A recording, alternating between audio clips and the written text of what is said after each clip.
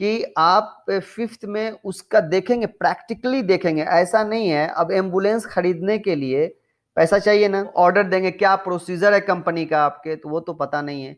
इसलिए क्या करना है वहां पे कि आपको रियलिस्टिक जो होगा, आप बोल देंगे कि एक दिन में आप 1 वीक के बजाय आप यहाँ लिख दें एक दिन, कि एक दिन में हम मतलब ये further control measure must be implement and maintain on the site. अब कैसे होगा बताइए, होगा तो ये इस पे भी आपका नंबर कट जाएगा। तो रियलिस्टिक लिखिएगा यहाँ पे कि हाँ, जाहिर सी बात 1 वीक टाइम लगेगा, इस तरह से आप लिख सकते हैं। और भी जो भी अब जितना भी टाइम फ्रेम दिए जो फर्दर 1 2 3 4 5 6 जो भी कंट्रोल में जब फर्दर में दिए हैं, कि ये सब एक्स्ट्रा फर्दर मतलब एक्स्ट्रा होना चाहिए और भी प्रिवेंट करने के लिए, ये चीज कमी पाई गई थी है जो करंट में ये, तो आप अपने से क्या कीजिए, उसको मैनेज कर लीजिए, है ना, कि हाँ ये जो मतलब एट प्रेजेंट कंट्रोलिंग मेजर जो है उसमें कम कर दीजिए। इसमें किसी किसी में क्या कीजिए कि कंट्रोलिंग मेजर जो प्रेजेंट है उसमें ज़्यादा लिख दीजिए, और फोर्थ में नॉट एप्लीकेबल लिख दीजिए, मतलब ज़रूरत ही नहीं है, इतना काफ़ी है कंट्रोलिंग मेजर, वो भी चलेगा। तो जब लिखिएगा तो यहाँ पे टाइम स्केल भी देने की जरूरत नहीं है, वहां पे नॉट एप्लीकेबल लिख दिया, ठीक है।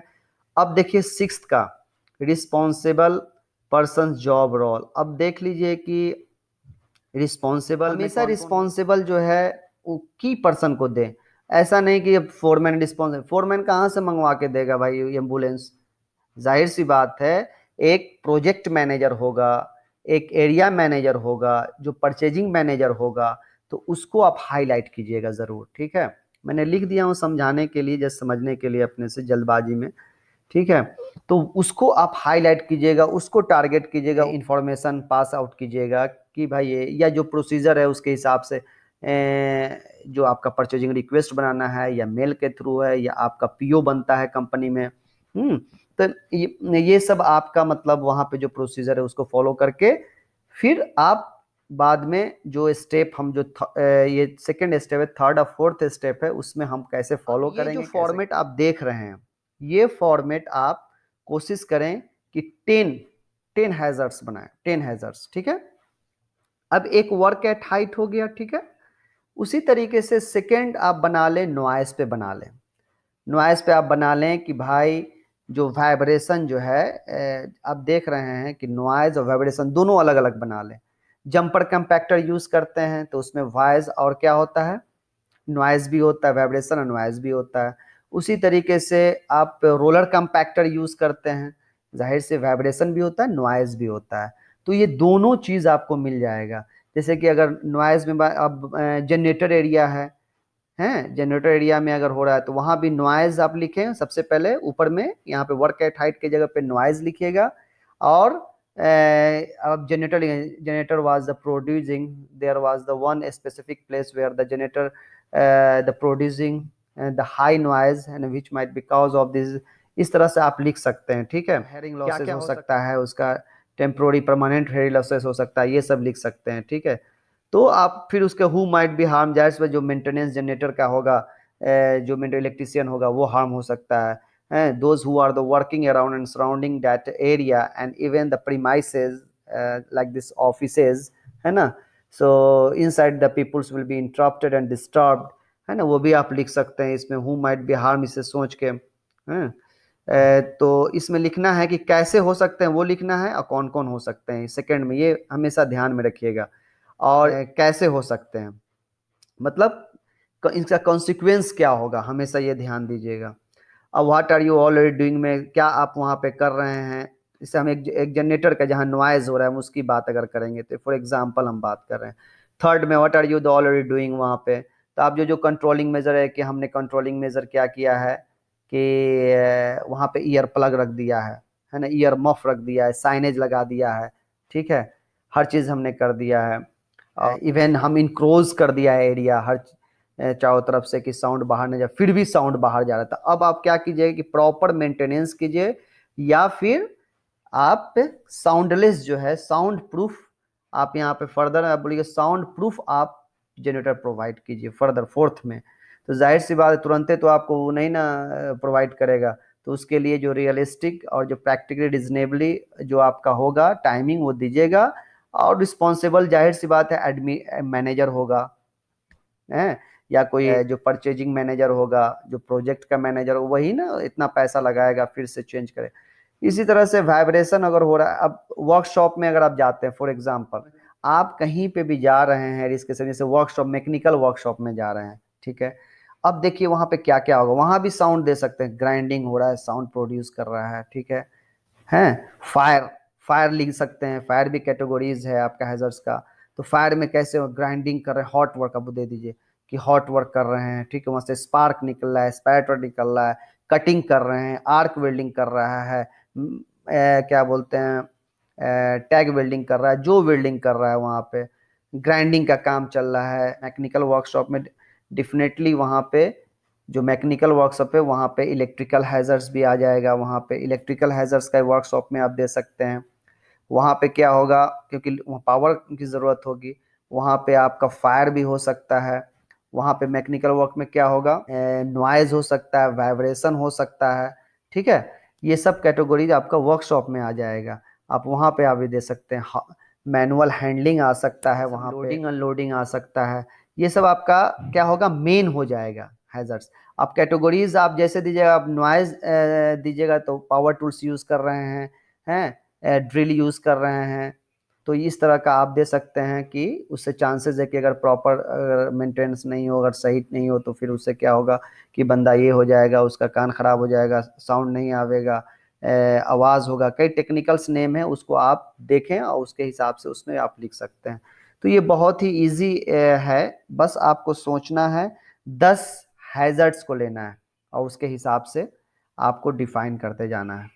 फॉर एग्जाम्पल फायर, ठीक है, for example work at height, for example noise, vibration, hazardous substance, इस तरह कोई भी आप 10 ले सकते हैं, ठीक है। और लिख के आप मतलब उसको एरिया आप डिफाइन, 2-3 अगर एरिया में करना चाहे 2-3 एरिया डिवाइड कर लीजिए, उस तरह इसका सेशन बना लीजिए, ठीक है।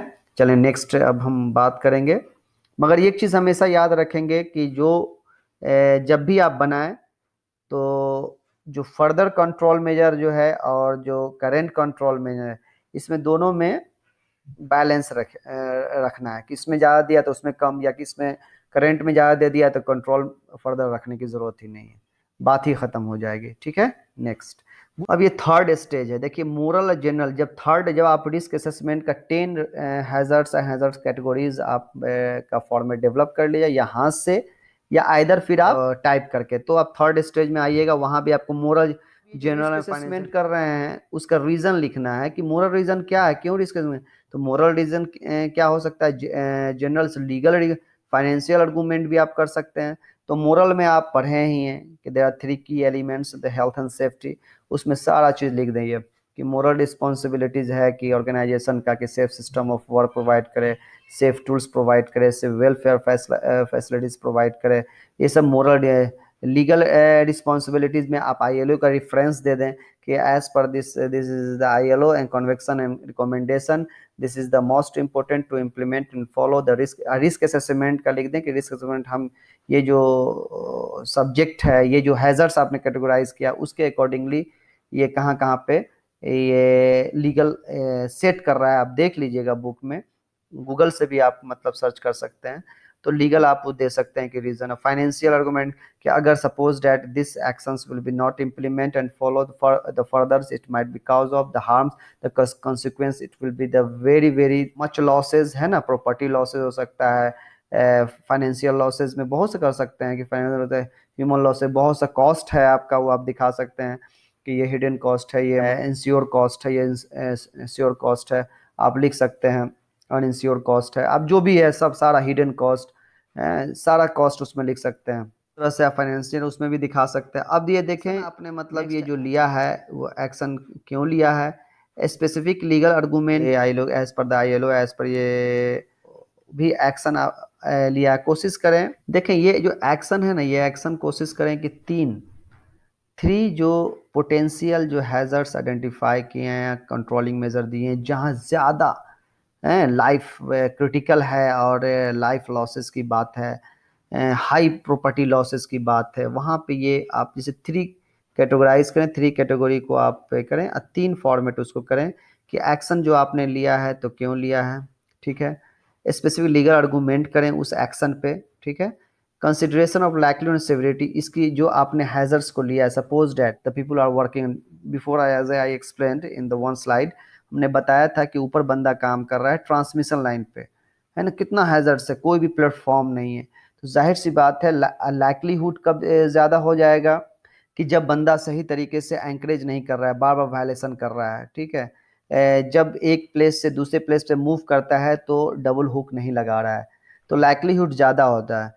सेवेरिटी डेफिनेटली जब वर्क एट हाइट से गिर जाएगा, स्पॉट डेथ है ना, फैटेलिटीज हो जाएगा। तो इस तरह से आप उसको करें कि ये चीज़ नहीं कर रहा था, इसके वजह से यहाँ पे प्रोबेबिलिटी ज़्यादा दिख रहा है, इसलिए हमने रिकमेंडेशन दिया है। How effective the action is likely to be in the controlling the risk the should be include. अब ये कैसे जो एक्शन आपने लिया है वो कैसे, मतलब हम माने कि बहुत ही अच्छा आपने एक्शन ले लिया है ना, तो intended impact on the action है, justification for the time scale that you indicate your risk assessment and whether you think the action will be fully control the risk। अब ये देखिए कि how effective that action is likely to be in controlling the risk, कैसे ये है कि जो action लिया है ये संभावना है इस तरह का कि मतलब रिस्क को कंट्रोल करना चाहिए। जब लिखने जाइएगा तो उसमें इंक्लूड कीजिएगा कि इसके एक्शन लेने का ये है कि इस तरह का मैंने साइट पे गए, जाके देखा, ये जो सिचुएशन था हमने बात किया, और पहले का जो सारा चीज़ वही चीज़ पहले का पूरा डिफाइन कर दें कि पहले हमने बार हम ऐसा रिस्क हैजर्ड्स हुआ था, ऐसा एक्सीडेंट हुआ था, ऐसा हमने फाइंडिंग किया था, तो इस हिसाब से ये देखा जाता है कि ये इसका इम्पैक्ट बहुत ज़्यादा है। अगर नहीं होगा लॉन्ग टाइम, अगर इसी तरीके से नॉइज़ की बात करें अगर फॉर एग्जांपल, तो नॉइज़ में बंदा वहाँ पे हर चीज़ था, मगर वहाँ पे अगर लॉन्ग टाइम काम करेगा तो हो सकता है उसका परमानेंट हेयरिंग लॉसेज हो जाए। इसलिए हमने ये फर्दर कंट्रोलिंग मेजर लगाया है कि ईयर प्लग नहीं बल्कि ईयर मफ चाहिए वहाँ पे, ठीक है, और मेंटेनेंस चाहिए मशीन का जो प्रोड्यूस हो रहा है, जिस जो सोर्स ऑफ नॉइज़ है आप वो दे सकते हैं, ठीक है।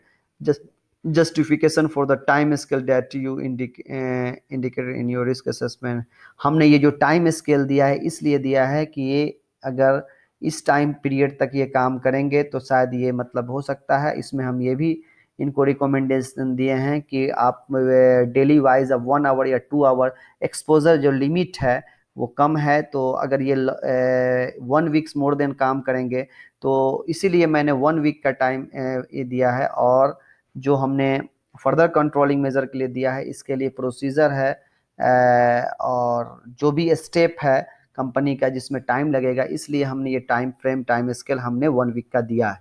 ये आप लिख सकते हो। Whether you think you action will be fully control, अगर आपको लगता है कि action will be fully control तो आप बोल सकते हैं कि हाँ, अगर ये जो कंट्रोलिंग मेजर हमने दिया है, ये कंट्रोलिंग मेजर जो भी कंट्रोलिंग है जो होने का जो कॉन्सिक्वेंस जो सेवेरिटीज़ है वो बहुत ही रिड्यूस हो जाएगा, बहुत ही कम हो जाएगा। मैं एज पर द मतलब जो भी फुल्ली कंट्रोलिंग मेजर देखा जाए कि जो भी हम ले रहे हैं उसके हिसाब से हम बिलीव करते हैं कि ये इस तरह का हो जाएगा। आप बोल सकते हैं कि हाँ मुझे लगता है कि हाँ ये फुल्ली कंट्रोल हो सकता है इससे रिस्क, ठीक है। अगर कंट्रोल नहीं भी हो सकता है तो ये रिड्यूस हो सकता है और इम्पैक्ट बहुत कम पड़ सकता है, इसलिए हम फर्दर कंट्रोलिंग मेजर में ये पॉइंट हमने दिया है। आप नीचे में लिख सकते हैं। जस्ट आपको क्या करना है, अपने सेंटेंस को बना के लिखना है, ठीक है। नेक्स्ट हम बात करते हैं। फोर्थ है प्लान्ड रिव्यू डेट पीरियड। आपके कंपनी में जो भी रिव्यू का जो सिस्टम है वो आप दे सकते हैं 12 मंथ पे, या फिर आप दे सकते हैं कि अगर कोई की पर्सन आपके प्रोजेक्ट पे रिजाइन देता है तो जाहिर सी बात है फिर से रिस्क असेसमेंट या मेथोडोलॉजी आपका चेंज होता है, ठीक है, तो ये तो आप वो दे सकते हैं कि भाई हाँ रिस्क असेसमेंट रिव्यू होनी चाहिए। आपका काम का सीक्वेंस चेंज हो जाएगा तो ये हो सकता है, या फिर एक टाइम फ्रेम है आप लिख सकते हैं। How the risk assessment finding will be communicated and who, आप जब भी रिस्क असेसमेंट जब बन जाता है तो आप बोल सकते हैं कि हम मेल के थ्रू सारे लोगों को सर्कुलेट करते हैं। जब किसी भी एक्टिविटीज़ का किसी भी प्लेसेस का जहां बंदे काम कर रहे हैं जिसका रिस्क असेसमेंट है, पहले उन लोगों से हम कम्युनिकेट करते हैं।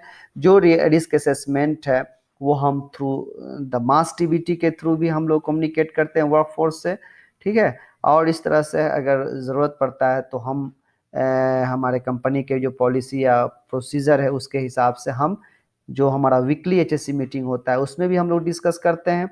अगर स्पेशल अगर इस तरह का कोई ज़्यादा हैजर्डियस या क्रिटिकल्स है जिसका रिस्क असेसमेंट हम लोगों ने डेवलप किया है, तो वो हम लोग स्पेशल हम लोग कॉल करके मीटिंग करते हैं, रिस्क असेसमेंट मीटिंग। ठीक है, ये सब आप लिख सकते हैं उसमें। How you will follow up the risk assessment to check that the action have been carried out. How you will follow up, कैसे फॉलो अप कीजिएगा। जाहिर सी बात है कि एक जो टाइम फ्रेम दिए हैं, तो जो रिलेवेंट बंदा है, आप उस जो परचेजर है, जो मैनेजर हैं, उनसे आप देखेंगे, साइट पे जाके देखेंगे प्रैक्टिकली इम्प्लीमेंट हुआ है या नहीं, परचेजिंग करके आया है कि नहीं, है ना, इम्प्लीमेंट हुआ है कि नहीं। आप जो आपका डेली इंस्पेक्शन रूटीन है, उसके बेस पे भी आप फॉलो कर सकते हैं। आप इलेक्ट्रॉनिकली आप कम्युनिकेट, मतलब despite you you should be communicate in the different means of communication. आपको किसी हर तरह से आप उसमें आप लिख सकते हैं कि ऐसे ऐसे हम फॉलो अप करेंगे। इस तरह से आप लिख सकते हैं कि आपका मेथड है फॉलो अप करने का। जो भी आप अगर चाहते हैं लिखना, ज़रूरी नहीं है कि जो यहाँ पे लिखा गया है वही लिखें।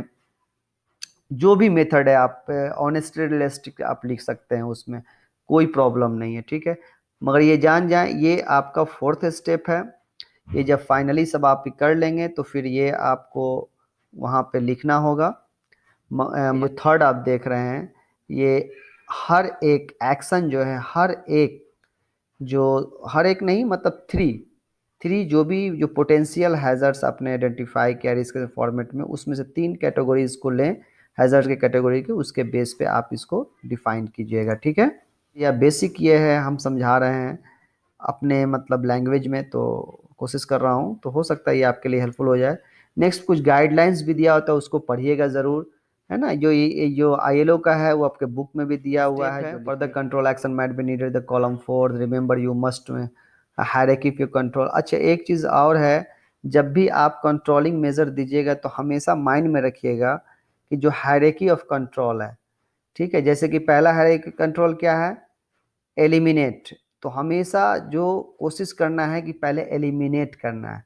जो आप हु माइट बी, हाँ, प्रेजेंट कंट्रोलिंग मेजर, जो करेंट कंट्रोलिंग मेजर है उसमें है, फर्दर जो है उसमें भी आप ये ध्यान रखना है कि हायरार्की में एलिमिनेट नहीं हो सकता है। जैसे हम नॉइस की बात किया, तो क्या किया, ईयर प्लग ये सबने लगा लिया, जनरेटर एरिया में नहीं हुआ, तो फिर क्या, मेंटेनेंस के लिए। फिर उससे भी ज़्यादा क्या हुआ कि हमने बोला साउंड प्रूफ लेके आओ। समझिए, तो हायरार्की ऑफ कंट्रोल को जरूर आप फॉलो कीजिएगा। What is the time scale for the completion of each action, column 5 में आपको टाइम स्केल रियलिस्टिक होनी चाहिए। ऐसा नहीं कि एक दिन का काम आप दे दिए, एक महीना का एक दिन। The role of the person responsible completing, हमेशा आप जो मेन बॉडी होंगे, मेन कंसर्न पर्सन होंगे, उनको इंडिकेट कीजिएगा जो responsible. Important notes, please ensure all columns of the completed with the realistic information. if you have nothing to include for example control action, please put the not। जैसा हमने बोला कि आप अगर करेंट वाले में ही टोटल लिख दिया है, तो क्या ज़रूरत है भी आपको ज़्यादा फर्दर कंट्रोल में, उसमें नॉट लिखें। Don't leave the column blank नहीं छोड़ना है, नॉट एप्लीकेबल लिखना है। ठीक है, तो आप निबोस के वेबसाइट पे भी जाके इससे हेल्प ले सकते हैं। डेली दो आप रिस्क असेसमेंट बनाएं। ठीक है, हर एक कैटेगरी का, हैजार्ड्स के कैटेगरीज का, जैसे कि हमने बोला वर्क एट हाइट का है, नॉइज का, वाइब्रेशन का, इस तरह से बनाएं। 10 फॉर्म यूज करें, इट्स एनफ। ठीक है, नेक्स्ट हम हेल्थ एंड सेफ्टी सॉल्यूशंस। तो ये हमने स्लाइड के हेल्प से आपको कोशिश किया। हो सकता है क्योंकि हमने पहले एग्ज़ाम दिया था, इसमें कुछ हम जो बता रहे हैं हो सकता है कुछ इसमें डिफरेंट हो। आप, मगर मेरा फाइनली एक रिकमेंडेशन है कि बहुत ही इजी है। आप जिस सेक्टर में भी काम कर रहे हैं वहाँ का रिस्क असेसमेंट आप इस तरह से बना लें। सबसे इम्पोर्टेंट है आपका जो फर्स्ट, जहाँ पे आपका ऑर्गेनाइजेशन है, कितना इजी है, आप कुछ भी लिख सकते हैं, ऑर्गेनाइजेशन का नाम और उसका डिस्क्रिप्शन, नो प्रॉब्लम। सेकेंड में जो आपका जो फॉर्मेट दिया गया है 4 5 6 जो कॉलम दिया गया है, hazard and hazards category, who might be harm, just जहन में रखें कि कैसे आपको एक आप बना लेंगे ना तो सब बना लेंगे। सिर्फ कैटेगरी सबसे पहले आपको ध्यान रखना है हैजर्ड्स का, जैसे कि वर्क एट हाइट, हम फिर से रिमाइंड कर रहे हैं। आपका जैसे नॉइज हो गया, वाइब्रेशन हो गया, ठीक है, मटेरियल हजार्डियस सब्सटेंस, इस तरह का आप मतलब 10 जो है ना आप ये कर लें। और उसके नीचे हैजर्ड्स लिख दें उसका, जैसे वर्क एट हाइट पे आपके जो काम हुआ था, कैसे काम हुआ था, क्या क्या हो सकता है ना, fall of person, fall of materials, है ना, फॉल्स ऑफ टूल्स, इस तरह से आप लिख सकते हैं। तो क्यों हो सकता है वो मिस कर सकता है, इस वजह से हो सकता है, वो होने से क्या हो सकता था इंजरी। तो ये कैटेगरीज में लिख लें जैसा हमने बताया। ये सब खासकर एक बना लें, उसके हिसाब से ही आप अब डिफाइन कर लें, दूसरा, तीसरा, चौथा, पांचवा, 10 तक बनाएं। ये हो गया। बाकी जो नीचे मोरल रिस्पॉन्सिबिलिटीज और लीगल और उसको डिस्क्रिप्शन, ये सब इजी है, ये एक ही करना है। और थर्ड एक्शन जो है, थर्ड जो क्रिटिकल, आप जो लाइफ क्रिटिकल होगा उसका आपको एक्शन डिफाइन करना है कि आपने फर्दर कंट्रोलिंग मेजर क्यों लगाए हैं, क्या रीजन है, कैसे, क्या आपने देखा, कैसे सेवेरिटी, और आप वो भी लिख सकते हैं सेवेरिटी और ये जो मतलब लाइक्लीहुड, आप किस तरह से आप इसको एसेस किए हैं, एवेल्युएट किए हैं, बोल दो मैट्रिक हमारे कंपनी का प्रोसीजर उसके हेल्प से किए हैं, ये भी आप कह सकते हैं। ठीक है। पहले हमने मतलब इस तरह का एक्सीडेंट हुआ है। अगर ये लाइक्लीहुड में जैसे वर्क एट हाइट का हमने बात किया था कि अगर इंकरेज नहीं तो लाइक्लीहुड बढ़ेगा ही, जाहिर सी बात है, गिरेगा तो क्या होगा, मरेगा ही, है ना, फर्टिलिटीज ही होगा। तो इस तरह का मतलब मेरे भाई आप बना सकते हैं, बहुत ही इजी है, कोशिश करें, हो जाएगा। ठीक है।